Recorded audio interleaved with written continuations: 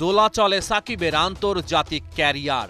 লাল সবুজের জার্সি আর গায়ে জড়াতে পারবেন তো তারকা অলরাউন্ডার? ভুল পথে হেঁটে সাকিব দেশ ছাড়া।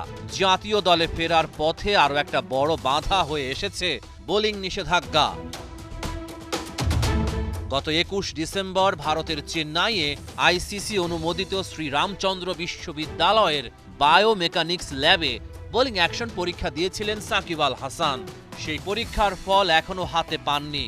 সাকিবের বোলিং পরীক্ষার ফলের জন্য চ্যাম্পিয়ন্স ট্রফির দল ঘোষণায় আরও কিছুদিন অপেক্ষা করবে বিসিবি। না, সাকিবের ব্যাপারে কোনো ইনস্ট্রাকশন আসেনি। আমরা জানি যে প্রথম যে পরীক্ষাটা দিল সেখানে তিনি উত্তীর্ণ হতে পারেননি। Unfortunately is very shocking.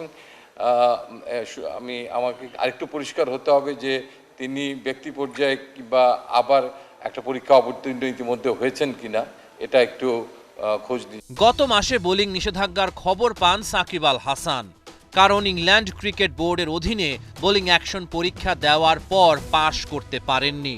তখন লঙ্কা টি10 সুপার লিগে খেলছিলেন তিনি।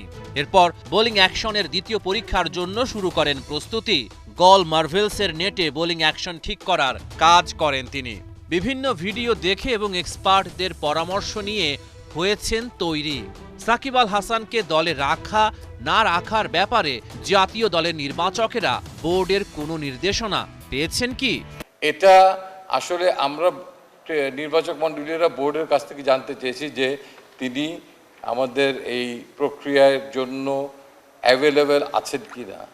সেটা এখনো আমরা উত্তর পুরোপুরি পাইনি, আংশিক একটা পেয়েছি। আইসিসির বেঁধে দেয়া সময় অনুযায়ী আগামী রবিবারের মধ্যে চ্যাম্পিয়ন্স ট্রফির দল ঘোষণা করতে হবে বিসিবিকে।